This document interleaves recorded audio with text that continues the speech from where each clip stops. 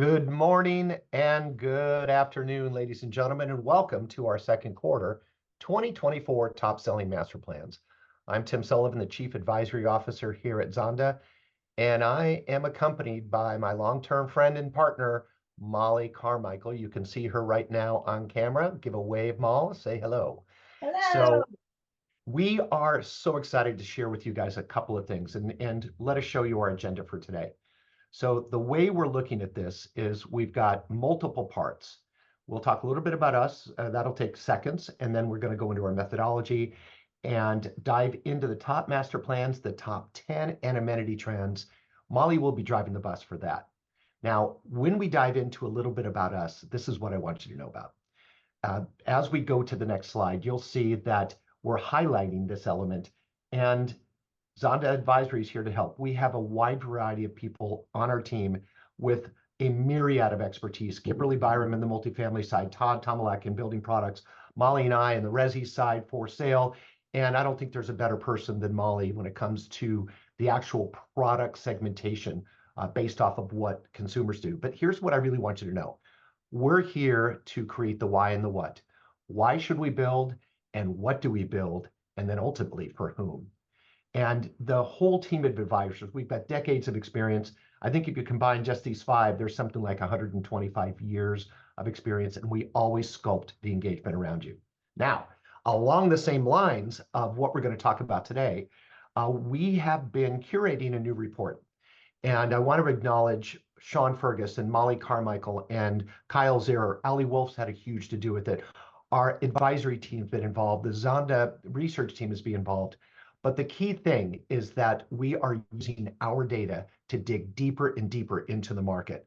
And the concept there is ultimately, we want to give you the newest research, and Mollie's going to show you some really cool stuff today.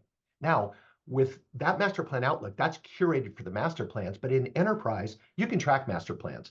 And in looking at that, as you follow the master plans, the key is that we've got all this data related to subdivisions and builders, but inside of that, what you have the capability of doing is diving deep into actual supply and future supply. And it's very helpful as you guys are starting to think about what you're going to build next. Now, we can also provide some free research. Just do a little quick snapshot on the QR code here, and you can pick a free snapshot of any of the major master plans, or excuse me, the major communities that we're following, the CBSAs and MSAs in the market. There's about 65 of which you can choose from. Now, let's jump a little bit ahead, Mollie. This is an invitation from Mollie and me to you. We are going to be at Future Place. It's going to be October 9th to the 11th, Ritz-Carlton, Las Colinas. This is a scene from last year. Rex was our acknowledged legend last year. He's talking to Laura Cole. I want you guys to know that this is a day and a half get together where we are diving into product and process, place, and it's like a laboratory. And it's our third or fourth year, Mollie. I can't remember exactly which one. Each year is different. Each year it gets better. I will be your host for the time. Mollie has so much stuff that she's going to be sharing with you. And we have a myriad of speakers too. So please, please, please join us. And you can scan this to register, save $100. We would love to have you with us. So now, let's dive a little bit into some of the things we want to talk about today. As I hand this over to Mollie, once again, I want to give a shout out to Sean Fergus and Mollie and Kyle Zierer, who have extracted so much of this great data you're about to see and have created our new master plan community report. But if you don't know Mollie's background, there's three things you need to know about her. Number one, that she's been a developer, worked at Irvine Company and a couple of other places. She's been a home builder, so she knows product and consumer. But perhaps most importantly, she's a mom. And as a mom and a wife, she is a curator of place. And she lives it every day. I've seen pictures of her home. She has used what she's learned outside the home to create a great place to raise her family. And she brings that to every study that she works on, and also curates a hell of a lot of fun to work with. So Mollie, just want to let you know that you are the master of product as far as I'm concerned. Can't wait to hear what we're going to talk about today, and I'll be taking notes. So be ready. I might interrupt you with a question or two. But with that, Mollie, please take it away. Thanks, Tim. I hope you do, actually. This is the fun part. The best part I like about working at Zonda is We have so much information, so many tools at our fingertips. And Tim and I have the pleasure of being able to share just a small fraction of that on these webinars. But I love the fact that I get to spend time analyzing, being out in the field, as opposed to trying to collect all this information that we have teams of people that do such a great job at for us. So that's what we're going to share with you today. Some of those highlights, how you can use those tools, but some of the big facts out there too that I always find fun. So from a methodology perspective, as you guys know, we do it a little bit differently because we have so many of those tools. We have more than just kind of reported sales. We're actually looking at sales, starts, and closings. I believe sales are all about, the builder success, starts and closings. Obviously, if we don't start homes and sell those homes, the master plan developers don't win either. And then, of course, the revenue comes back to the builder again with closings. But without all of this together, the developer and the builder are not successful as a whole. So that's why we really do like to look at the blend, but we'll break both of those out for you. So let's kind of dive into that. The one thing I also want to point out that we do an extra job at looking at sales. So we're not only talking to you, we're asking you guys to report that. Same thing on starts. We not only have digital technology that's literally looking at construction on the ground, but we're also double validating our closings data, not just with deed transactions, but also looking at the closing statements and things like that. So again, we do double verify a lot of this stuff. Our goal is to make this information as correct as we possibly can. Now we're going to go into the top performers. So again, performance for us is sales, starts, and closings, but we will also look at that for sales. So this is kind of that horse race that I'm always referencing to see really who's out in front. And of course, there's always one clear winner at the very beginning, but we're looking closely at all the ones close behind. So the villages, once again, they have historically been the top master plan for years and years, and Lakewood Ranch is a very close contender right there in second place. And then there's the rest of the 8 that are much closer together. We're going to talk about how close they are together by looking at those pieces. So on the left, we have our Q1 2024. And then on the right, here's the update for Q2 2024. The green represents master plans that are moving up in the world. And then the red, Welland Park dropped down just 1, as you can see, from 3 to 4. And we'll talk about why. And then all the remaining 5, 6, and 7 are there in their positions. And then we have 3 new that sort of moved up. Bridgeland went from 9 to 8. Murata's now in the 9th position, and we now have Silverleaf in number 10. Tim, I always feel like I should do that like a true, like I'm at Del Mar or something like that. But anyways, you guys can see really where everyone's at and how they're ranking. Now, as we look to 2024, Ontario Ranch fell down. Now they still have another 7,000 plus. I thought maybe they were close to build out, but they are falling a little bit behind, and you're going to actually see prices are just so much more difficult in the California market. And I think that's part of it. Add a little bit of interest rate fluctuation. Now, thankfully, we're seeing some rates come down as of recent, but that really does impact markets like California a lot more. And then also Tamarron actually dropped down too. Hey, Molly, one thing I want to add too, and this is irrespective of master plans, it has to do with any of the subdivisions we're seeing nationwide. There's a bit of a pause, and think of 3 things that are out there. Prices certainly have gone up, but with the election coming up, it's pulled some of the consumer interest back a little bit. They're waiting to see what happens. And the last thing is there's an expectation on behalf of consumers that interest rates will drop. So that has taken a little bit of the fire out of demand, but we look at that as simply a temporary factor. So let me ask you this, Tim. Do you think rates are going to drop at the end of the year? I would bet to the yes. And I'm there's going no to bet yes guarantee. too. Yeah, there's no guarantee, but could we see a 25 to 50 basis point drop in the 30-year fixed? I think it's reasonable. And I think that if you listen to the drums across the Mohawk, certainly the Fed is leaning that way. But I just want you to know, Allie's watching that like a hawk, and we'll see what happens. But I think we can expect it. And if anybody's betting the other direction, I'll take that bet because I really believe we're going to see rates go down some more.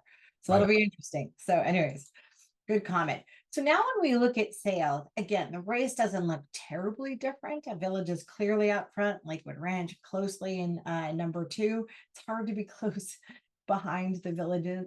And then we have this cast in the 8-1 position as we look at this. But let's look at the detail behind this. So as you look at the Q2 2024 top performers, now you can see how those rank. Again, I'm going to show you what it looks like next to Q1. Okay. So Centera again in sales jumps up, Welland jumps down again, 5, 6, and 7 stays in that same position, just as we showed you. But now let's look at sales by comparison to Q2 and those top performers and sales to Q1. So you'll actually see part of what really pulls Centera up is that sales. Sales dropped for Cadence. Welland Park, actually sales are going strong, so they jumped up. And then Tamaron actually came down. Summers Quarter came up, and then Bridgeland Silver Lake came down. Now, we're going to look at a little bit more detail. We're going to look at sort of how that rates across all 3 of those components that we look at. So we just wanted to make sure for all of you who are colorblind, you're going to hate this slide because there's a lot of color on this. But as we look to sales, starts, and closings, you can actually see if you're on the board here, what caused your performance to actually either go up or down. So Villages and Lakewood Ranch, they stay strong across all 3 of those for sure. When we look at Centera, now remember that was one of the ones that actually came up. You can see it came up largely in sales and closings. That's exactly where you want to come up. And we'll see more pressure probably on pricing because starts are actually a little bit lower. So you can start to see what's happening as we go across the board here. Welland Park does great in starts and closings, and we know that fell down just 1 tier, but their sales are a little bit slower. So it's not a matter of supply, but sales did seem to come down for that. Communities like Silverleaf and Silverleaf across the board, you'll actually see their starts are up, but sales actually drop down a little bit, and so on. You guys can kind of see as you go across this. So if you're on the board, you can kind of see what measures that. And Babcock Ranch, as an example, they have starts, they have closings, but sales are a little bit behind. And there could be a variety of reasons for that, but we'll look at these in a little bit more detail.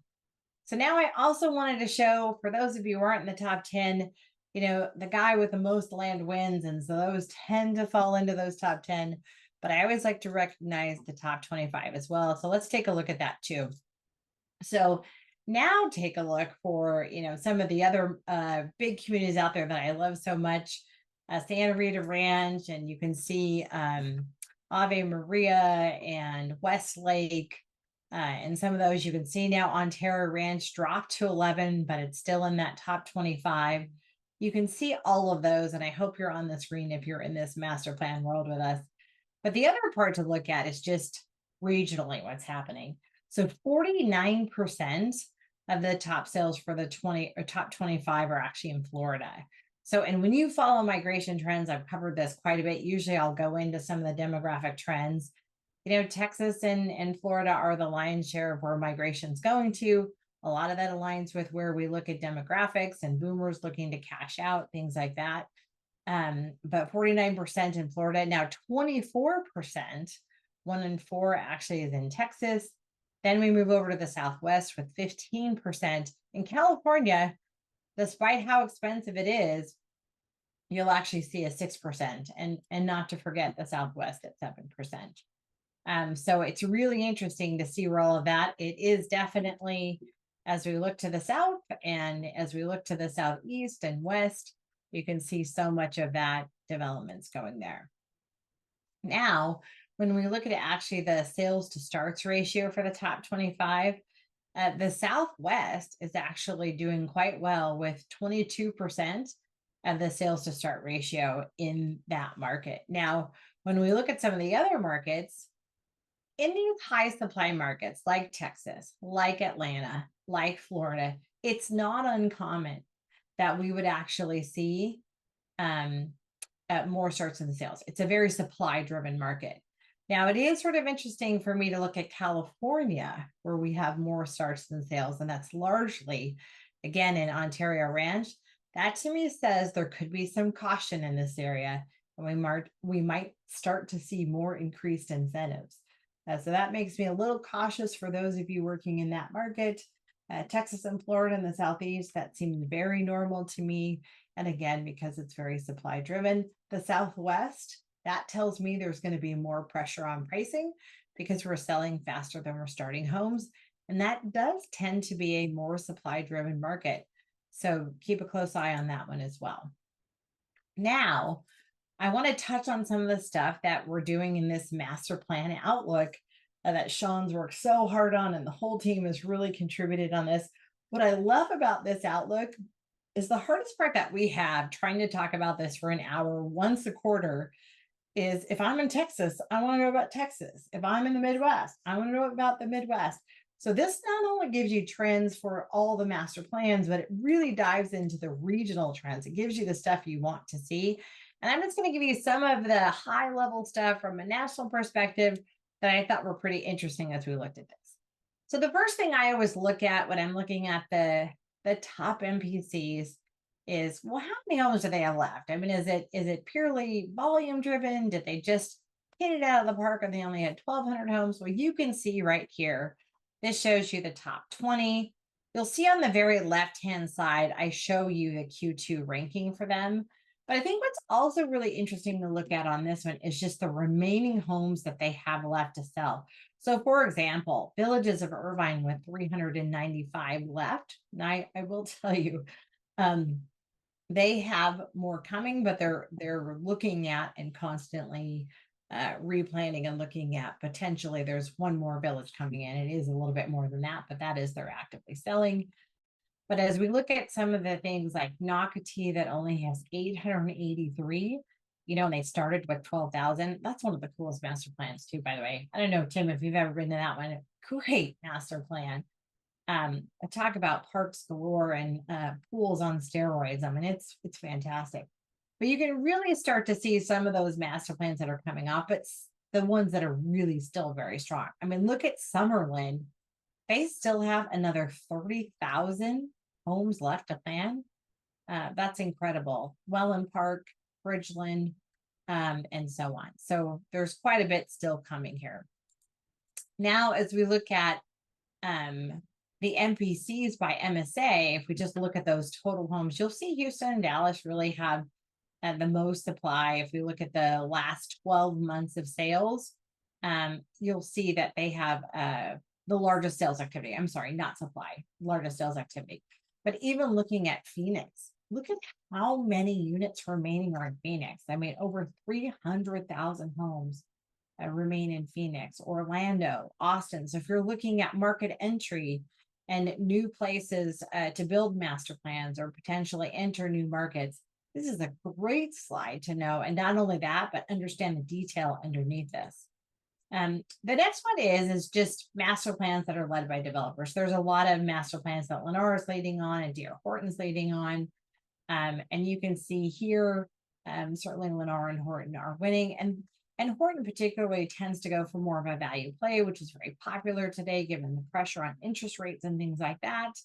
Where Lennar, much more diversified, seems to have more attached on the West, but a unique strategy in a lot of different markets as well. I'm wondering if, as we look at Pulte and some of those too, looking at the Pulte sales as well as our Del Webb sales too, that would be an interesting one to look at as well. Now, when we look at sales rates, this is a great, you should tell all of your customers that walk through the doors on every single master plan across the country. Not only do master plans get a premium, and that premium, people always ask me, what's a premium for a master plan? My answer is, what are you including? And then we can get very deliberate about what that premium should be. But they also sell faster. So I will tell you good times and bad. Tim, I know you've done this analysis. I've done this analysis myself, where we're looking at when the market craters or when the market's super successful. In both cases, being in a master plan community is always the lower risk. And so it just, there's more of a there's more reasons to go there, and you definitely need that emotional tug no matter what, because it's such an expensive purchase for today's consumers. So now the next one is we look at overall sales rates by absorption. Certainly you can see, and it's great to see the NPC developers really listen to this, but look at those absorptions for those smaller homes. Now, so much of that has to do with affordability, but even all the way up to 2,500 square feet, I mean, that really is where the absorptions are. So many of our builders, particularly the publics, can't perform in any category selling less than 2 a month. So this should be a really nice indicator for where you should be positioning, where the future is. And again, as you look at interest rates as a whole and so many other things that go with that, we just have to get better with footage. I always make the statement, average size home for 1950 was under 1,000 square feet, and the household size was twice as big. We had twice as many people living in homes, and it's just how we use our homes today.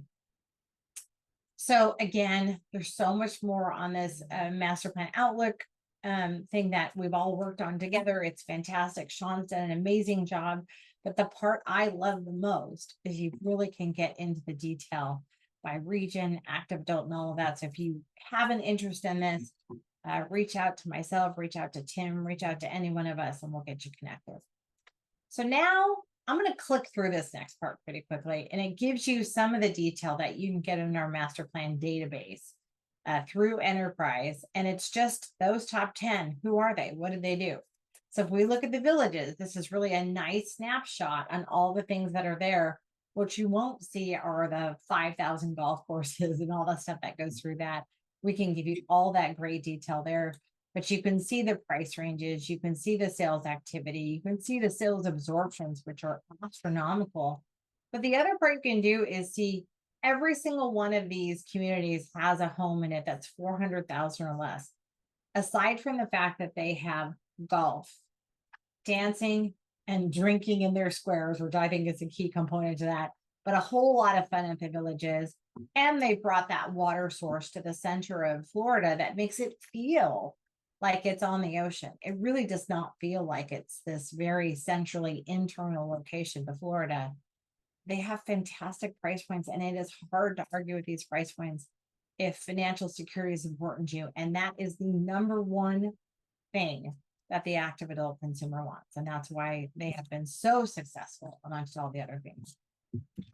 Lakewood Ranch is another amazing community. We featured them, as Tim mentioned, at Future Place. There's 49 active projects. There's several villages throughout. There's so many great things to see. If you want to see a collection of segmentation, not just in product, but in community and village, this is a great master plan to visit. And I do highlight, once again, all of those homes that are under 400,000. You're going to see so many fewer here, but there's so much segmentation and there's so much lifestyle here. That's really what keeps their absorption strong. As we get to Sunterra, this is a master plan that has a Crystal Lagoon. Again, super affordable. It's actually in the Texas market in Katy. And so price range is 260 to 584. Sales absorption's fairly strong, but again, that Crystal Lagoon was a big part of it. But check this out. I mean, talk about affordable. These are all under 400,000 in price, and that's really what makes it so popular. Now, as we look to number 4, it's actually Welland Park, but you'll actually see quite a bit of diversity here. Again, the team here at Mattamy did a fantastic job of really bringing placemaking to a place that didn't have a lot of placemaking and completely transformed, I think, this area. And so overall, quite a diversity of product, but quite a diversity in lifestyle as well. Number 5 is Cadence, and you'll actually see here, this is actually in the Nevada area. So in the Vegas area, they do have a nice water element, quite a bit of segmentation, but it's very affordable driven. So when you compare this to Summerlin, we have a lot more in those affordable price points, and we'll show you that next in comparison to Summerlin, which has, again, that has another 30,000 homes to go. It's incredibly well planned.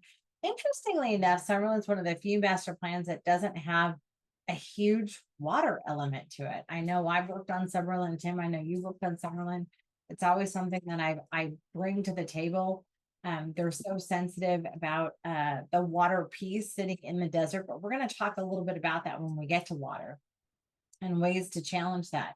But they have done such a great job. The number one thing that Summerlin is revered for is green.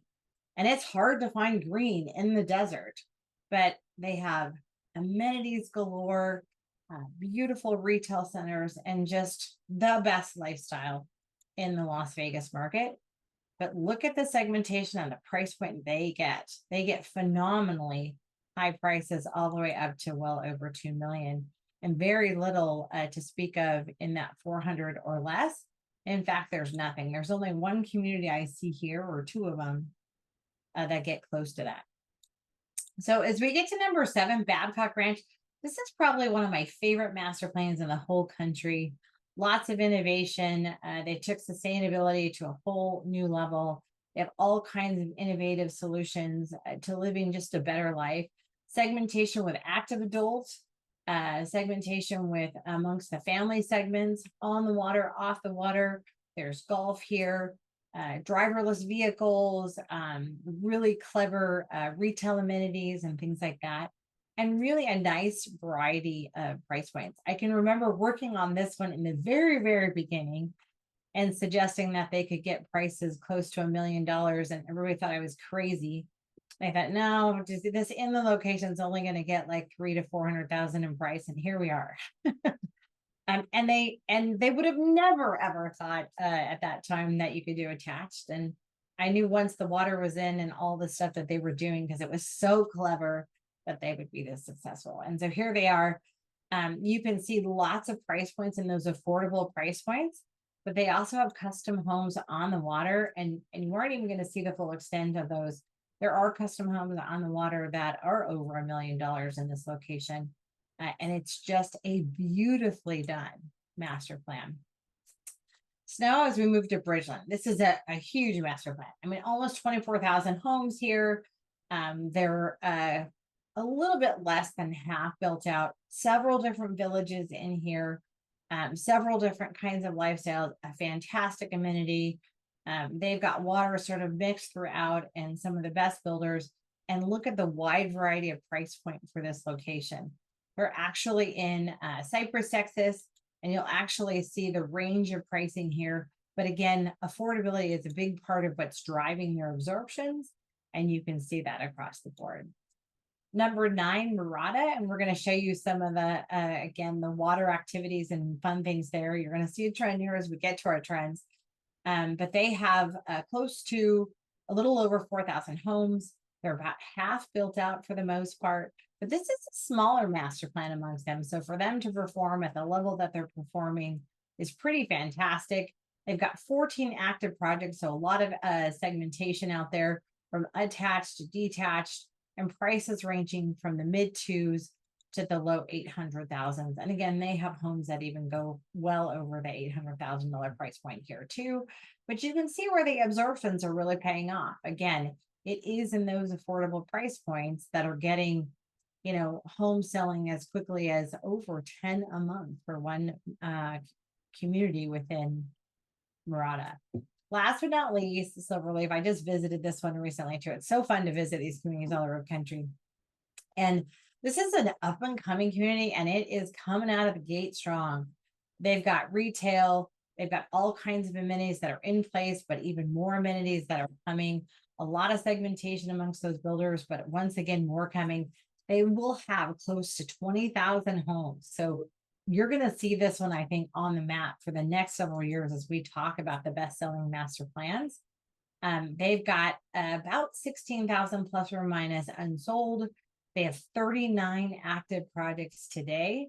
And you can see across the board, they've got a wide range of prices too. So 338,000, well over $1 million in this location. That's actually phenomenal. So now let's dive into the top amenity trends. Let's see if I can, sorry about my team's popping up. My whole team's hanging out with us. So let's dive into trends. Number 1, without a doubt, and this is getting bigger and bigger every year, It's water. So water has been very popular. I want to talk about why water is so popular. I also want to talk about why water is a good planning tool and it's not as environmentally unsensitive as you might think. The villages. It's hard to believe looking at this community that this is not on the water in Florida. Their water features throughout this make it feel like you're sitting on the water. They took a nautical theme to a lot of their architecture, which really enhances that depending on which square that you're actually in. But it is really a beautiful lifestyle with, you saw it, all of their communities start with homes priced under 400,000, largely in the two. So in a lot of communities, this is one of my favorite places to visit. Yes, even at 57, I'm going to Wild Rivers. So this is a great, fun, new version of Wild Rivers here in Irvine. It's right next to the Great Park neighborhoods. Now, instead of having it in there, this is a pay to play. So you can pay to play and go to Wild Rivers, and plenty do. It's a lot of fun. But a lot of these new master plans, as you know, have brought in these coastal lagoons. So from Windsong to Sunterra to all kinds of different locations, they're bringing this amazing beach-like lifestyle to you, and you can put it anywhere. And so we've talked a lot about this in the last ones. And the big question is, and Kyle, as we're doing some of our research for this, and I have heard this presentation many times. I'm a really big fan of Pace Engineering. They do a lot with water. Obviously, there's Crystal Lagoons. There's, a lot of different groups out there doing this. But why water? And here's the answer. Water actually is less environmentally insensitive than grass. So a 12-acre pond will hold about 31 million gallons. And according to a study issued by St. George Water Services Department, and there's plenty of studies to support this, grass actually evaporates far more water and takes up more water than a lagoon or a lake or some of these other pieces. They're also less expensive to maintain. There is so much about this that you should know about. And so it's so funny because I'll have, I always get the evil eye when I bring up water because it's like, oh my gosh, we're going to ruin the environment by bringing in water to a master plan. It's really not the case. In a lot of cases, and there's some very eco-friendly ways to plan. That's why I love Pace Engineering when it comes to water, because they've thought through a lot of those details. And this is not a commercial for Pace. They are not sponsoring this, but there really is a great science to this. And I really think water is a nice solution. I'm also going to throw out one more little story to this, and that is I'll never forget visiting a Crystal Lagoon and then visiting it 2 years later and watching the prices on that lagoon double in price in a very short period of time. So the premium you bring to the whole community is phenomenal, but it not only brings it to the homes, this is Desert Color in St. George, but it also brings it to all of the retail and all of the other parts. So when you're designing master plans that are in that 5,000 plus, 10,000, 15, 30,000, it really is quite monumental to your bottom line and to your revenues to think through what some of these things can do. Centerra, Balmoral, all of these master plans that quadrupled sales absorptions at a time that nobody ever expected it. And even just doing things like pools on steroids, you have these great little lagoons and these great little play parts that can really add to just a better experience. And frankly, if I'm in Texas or Florida in August, I'm probably going to be one of these people in the pool because it is hot. And your kids want to be there too. And the last but not least that I love to really sort of emphasize, whether I worked with Del Webb or I was working with the developer, we always look for activities for every age. So whether I'm taking my, a grandchild fishing, or if I'm the kid fishing, or it's my kids fishing, this kind of does it for everyone, right? I mean, it's just a fun little activity, and who doesn't love it? So trend number 2, enough about water. Trend number 2, it really is all about our kids. Everything is about our kids. And I cannot tell you what a great job. I think Texas does the best job on schools and just really making school almost like the center of their community, the club. I worked at the Irvine Company for many years. Schools were everything for us at the Irvine Company, but I wanted to share with you a cute little video that Harvest has on their schools. They have two phenomenal schools, and I thought this was kind of fun to share, and we're sharing with you guys. I love the community that is built here.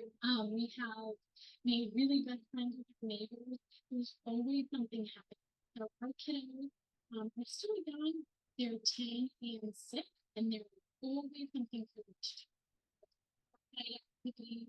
The school is right here. Yeah, great school.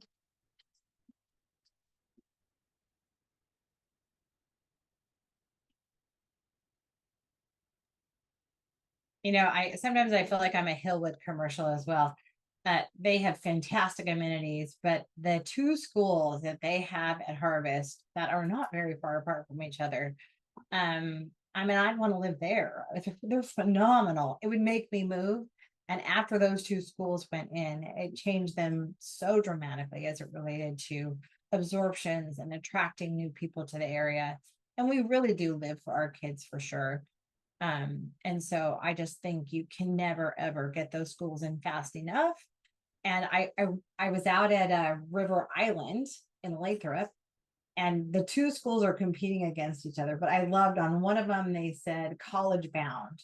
You know, those are those little things that you think like, oh, they must have great scores, and that impacts you, right? So I think that's a real big deal. So as we look at trend number 3, there's a huge number or a huge percentage that are selling homes under 2,500 square feet. So that's a really big deal.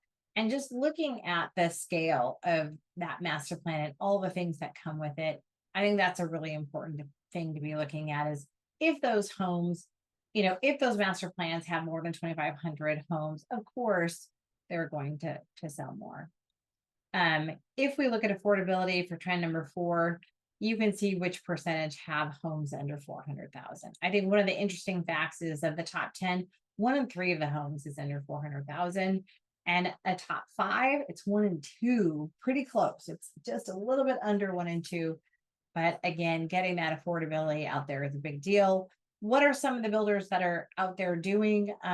You know, it may not be your favorite from an architectural perspective, but remember your first home. I always point out my first home was 650 square feet. It was not even as cute as this, but I never rented a day in my life, and I owned my first home at a very, very young age. And just to be able to own is such a big deal to all of us, right? And this does it for quite a few. These homes are actually selling 9 to 13 homes a month in sales. And so again, just getting this kind of segmentation mixed in with the other stuff, it just really helps people afford their first home. The other big thing for Silverleaf, who's another one in our top selling master plans, they have no HOA. They're super creative about how they get their HOA. They've got a low tax rate. Any way you can do that, it's huge. $100 a month equates to $16,000 in purchasing power if you have a 6.5% interest rate today. So that's a pretty big deal, right? So it's either your money, you can add more to the bottom line if you can be more creative with your HOAs and getting that tax rate down. Trend number 5, this is definitely ad music. I can't tell you how many people tell me that the Villages is like living at an adult Disneyland. It's a big deal. Trend number 6, this is one from last year, Art in the Park. Great Park neighborhoods. They have some of the most creative, most beautiful parks there. And they have an entire park. It's like a linear park that one of the local colleges actually donated art, and they display this art that will be there forever. And they tell the story of that art. And there's something about the authenticity of celebrating that art together. It makes the walk more interesting. It's a great way to educate and talk to your kids, it's a person you love, whatever that is. It's terrific. So really neat, some really neat things to see there. Those are all some of the different things that are going on throughout that master plan. Trend number 7, celebrating culture. When you really look at the demographics, and you'll see so much of this, you'll see quite a bit of segmentation as we get to these younger generations. And so we're going to see a lot more diversity that's going to continue. So having some of those celebratory moments and really exploring what's important to some of these different cultures, and whether it's your event planning or some of the parts and pieces that you're showing, in the parks, whether it's your educational systems, all of that stuff, I think is super important. Trend number 8, sustainability. Babcock Ranch, I think, has done the most creative job of this. It's not only artful, but I think it's really well done, and that contributes back to your bottom line as well. And I think it's really a big deal. Trend number 9, just sort of a new way to move. So whether I showed Babcock Ranch, I showed this last year, Lake Nona, if if you're really trying to market to that active adult buyer, or frankly all buyers, to be able to give them that sort of opportunity to go anywhere, including whether it's restaurants or the local medical, things like that. These are such great tools to provide people to age in place or just enjoy their life in place. Community workspace. We talked about this too, and there's tons and tons of community workspaces. And when you look at the work at home today, I cannot tell you how this is changing radically, and it's going to continue to change too. Multi-generational spaces too. If we look at just thinking through, again, aging at home, having our parents live with us, single women living together, that's really changing quite a bit as well. Outdoor fitness, this is really changing quite a bit too. We're seeing a lot more of the indoor clubs changing to more outdoor clubs. I'm not saying that indoor clubs are going away, because we have some markets where indoor is just crucial. I just think people appreciate the outdoors more than ever. So again, I'm a strong believer in indoor, outdoor, but outdoor, the craze is there. And even just bringing that green into, those fitness spaces, or bringing that green into those club spaces is huge. Even bringing immersive technology with some of that space is huge too. I covered this one last year, but I'm seeing more and more of this popping up in planning. I'm seeing it in community centers popping up too, but it's that multi-use, multi-purpose club that's popping up. So it's kind of the grab and go store. So especially some of these new master plans that are actually being developed in areas that may not have, a grocery store or a market close by. This is a great solution for that. Grab a Diet Coke, go hang out by the pool, grab some coffee, grab a glass of wine, whatever that is. It just creates for just a more all-inclusive environment. I also could grab my laptop and spend the day here, and that's my WeWork space at the same time. Trend number 14, just clever parks and bringing the history into this. So bringing some of the old time history. If you look at, again, this is an example in Harvest that Hillwood did. There's an old, it's the cutest little coffee house, and it was the original house on the property, and they preserved it. But they kind of took off on that sort of history and that heritage and created something fun for kids to play with. And then, of course, my favorite when I go there is to go to this cute little coffee house. It's just adorable, but I think preserving the history of any one place brings so much character. Now, the architecture for this community doesn't look anything like this for the most part, but this little piece is so special, and it shines bright in this community, and everybody wants to go there, bike there, play there. Again, you could go do your homework there, or just grab a cup of coffee. But again, it's that authenticity and history. If you look at Kissing Tree, there really is a tree, and there's a story behind the Kissing Tree. I loved at Orchard Hills, we held the avocado groves. That was the original history of that property.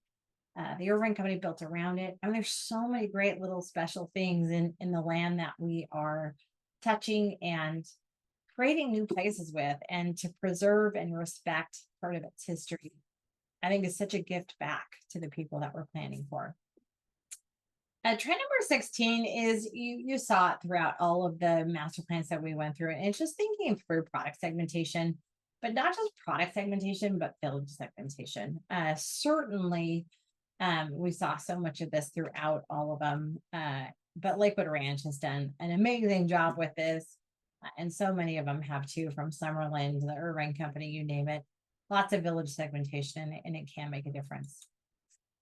This is the trend I was talking about with the outdoor club amenities. Again, I'm not suggesting outdoor is the only resource, but boy, is this popular at Pecan Square. Again, a lot of master plans are now taking this, and doing quite a bit throughout the country with this. just heat alone, one of the number one things we see in our consumer research is having, covered areas in the parks, because it is so warm. So whether it's mom hanging out with the kids, or it's the kids really just, grabbing a sandwich and doing a little picnic, having covered outdoor spaces. In this case, they do everything here. I mean, they have fairs, they have music, they have sports arena. It serves as a sports arena, you name it. It really does a lot for this community, and it sure is a lot of fun. Even just having some of these indoor outdoor spaces, Rancho Mission Viejo has done a great job of this.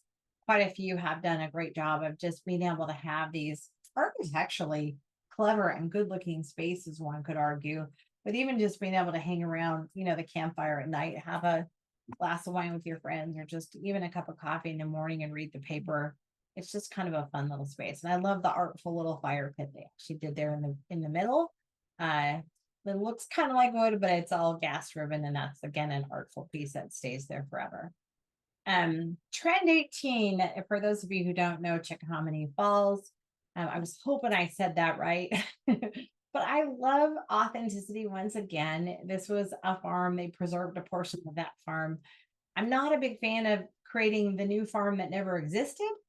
Because I feel like that sort of flies in the face of authenticity. But when you have that farm and you can preserve a piece of it and bring it to the community, it's just, there's nothing better. And then get the community involved. And so kids can get engaged in the program. If you love to garden and things like that, you can engage in the program. And then the authenticity of the architecture that tied with this, I think it was just beautiful. There's a new master plan coming that I've heard a lot about, actually, Indigo. That's coming soon. And the whole philosophy behind this really is sort of that kind of healthy living and all those great things that go with it. So check this one out as it comes forward as well. Trend number 19, again, the fastest growing segment out there today is non-family households. We do have more dogs today than kids as a whole when we look at our demographics. And I would say careful about dog parks. I think they're super popular. Nobody ever really loves to live next to one though. So I do want to underscore that, but being creative about dog space and having dog trails and the doggy bags and the whole story behind, playful spaces. I think you will see, particularly for that active adult buyer, people will move over these great spaces. So thinking through those are really important. My last trend for the day, what would a master plan webinar be without pickleball? So trend number 20 is I'm telling you, every master plan I work on where they're going into the next phase, they're like, and we don't have enough pickleball. So be thinking about pickleball and other year planning for sure. And with that, I could go on and give you 30 more trends. And it really does vary in different places in the country, as you'll see in a lot of the work that we're going to be doing for you. And we'll tell those stories through this new master plan subscription that we're doing. And I hope you guys continue to join us. I want to add one last thing before I turn it over to you, Tim. As we get ready for Future Place in October, we're actually going to have 3 new awards. And I'd love contribution for anybody on this webinar. And I'll also send out an email too. We're going to recognize a master plan of the year, not recognized by volume, but by just clever creativity, thoughtfulness, respect for land, all those things. We're also going to recognize one master plan for just innovative technology, thinking, you name it. So innovation is a second one. And the third one I really need help with is if you have a top builder that has done something so clever with product, we want to start recognizing the builders who help these master plans take shape. What's the best product you've seen out there? If you could email me on any one of those 3, innovation, who you think is doing the best in master plan. And then the third one is, again, product innovation. That would be great. And with that, Tim, I'm going to turn it back over to you. Thank you, Mollie. And notice we've got the Future Place pop up there again. Please, guys, join us. Mollie, you went through a lot of trends, and some have been evolving, some have been around for a while, some are relatively new. What I'd love for you to do is look forward, look down the pike, and look forward and give us some hints if they aren't the actual trends, some factors you're seeing they're starting to coalesce that may imply some of the new things that we'll be embracing in placemaking and master plans? It's really interesting, but I would say it's not necessarily new trends, but I would say escalating trends. Okay.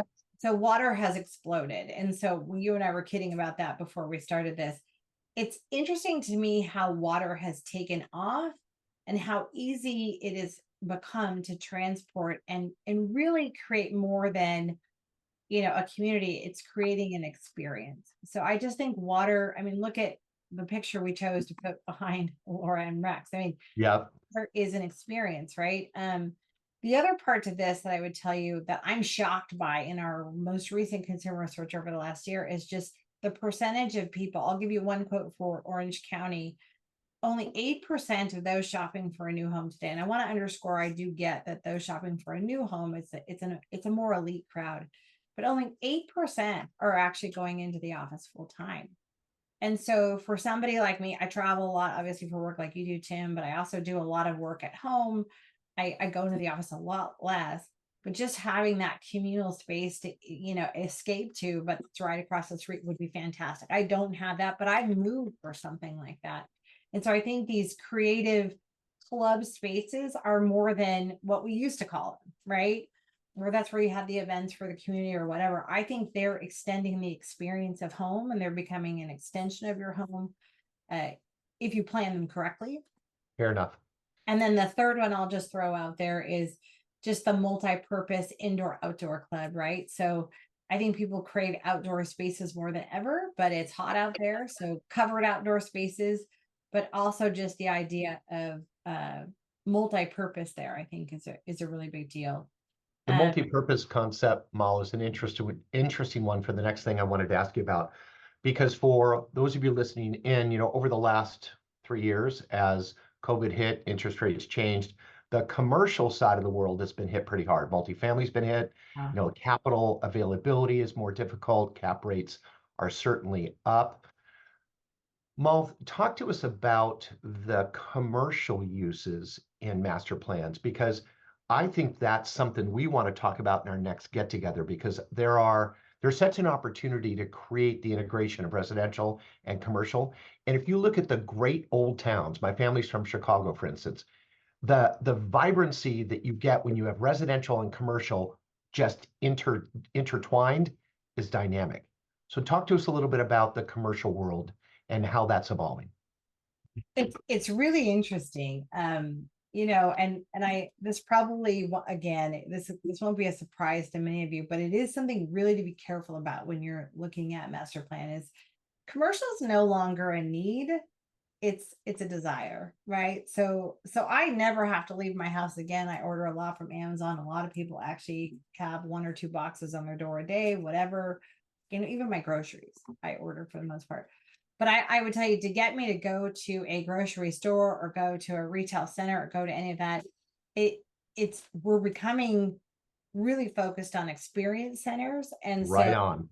So that old town feel, the walkability of the main street, bringing back the experience to commercial and retail, it's either do it or die, honestly, because without it, you're going to end up converting it to something else. I promise. It's amazing. Even existing retail centers, they're either getting torn down and turned into housing neighborhoods, or they're converting them to these really amazing experience centers. And you've got to do that in your future planning. And that takeaway is the word experience. Right on. Ma, last question. As we're tracking how housing is changing, we have certainly seen the Midwest pop up its head and say, hey, pay attention to me. Home builders are moving there. We've seen recently that Taylor Morrison put a big stake in the sand in Indianapolis. Talk to us about what you see in the Midwest, because classically, the Midwest was, I won't say ignored by any means. I'm from the Midwest, but when it came to master plans, we saw it in the Smile States, Florida, Texas, in the old days, California, certainly Nevada and Arizona. What does the Midwest have to expect as we look forward and as the markets start to heat up a little bit? What do you see happening? The Midwest is such an interesting one. So for those of you who have heard some of the webinars where Tim and I have talked on this, I'm a Midwest fan. I have family in the Midwest as well, a ton of family in the Midwest too. The one thing I would tell you about the Midwest is I think this is going to fly in the face of sort of what we do to some degree. So much of the migration is going to like Texas and Florida into the West that all these builders and developers are getting super creative and they're pushing that direction to actually do it. I personally think the Midwest has a great opportunity to come forward with just a new master plan. And I'm going to point out Estridge, for example, in Indianapolis, really clever architecture.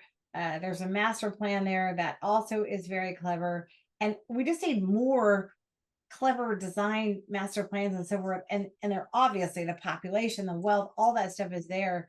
We just don't have a lot of developers pushing in the Midwest. And so what does the Midwest have? It has water. It has, the people, the wealth, all the stuff that goes with it. And I think it's a huge missed opportunity for master plan design for sure. Well, there's not a and lot- I'll add, Mel, that I think for the Midwest, we may see smaller communities. We might not see the 10,000, 20,000, 30,000 unit communities. But if you're listening in today, I dare you to pay attention to Cincinnati and Columbus and Indianapolis and a whole bunch of other communities, because we have builders there that are doing great stuff, attached and detached, and they're starting to expand beyond just a subdivision size. So I'm going to argue that it becomes kind of a mini master plan with 200, 300, 400 units with multiple product. And don't ignore the Midwest. That's all I'm cautioning everybody on the call. What I'm going to throw, I'll add to that as well is I don't know why they have to be small master plans, because it's where land is cheap, and you really can get a lot of land and get the momentum you need to be, part of this experience and really create something special. And I'm going to throw, you've heard me say that I'm going to throw Minnesota and Wisconsin into that. God, look at the wealth in Wisconsin and Minnesota. It's crazy. And so the people are there, the wealth is there, and certainly to get more experience. If you haven't been to like Madison, Wisconsin, what a cool town. I mean, bringing more of that to the Midwest would be fantastic. Right on. Well, Mal, after this, make sure and check the question. Sashi has an interesting question related to some of the product and an HOA fee element. Sashi will catch you offline. And then for everybody here, thank you guys very much for listening in. Please join us at Future Place. And if you're interested in the Master Plan Community Report, reach out to Molly, reach out to me, reach out to any of our Zonda team, and we'll help you find that report. And with that, Molly, as always, thank you. Kyle Zira, thank you. Sean Fergus, thank you. The research team.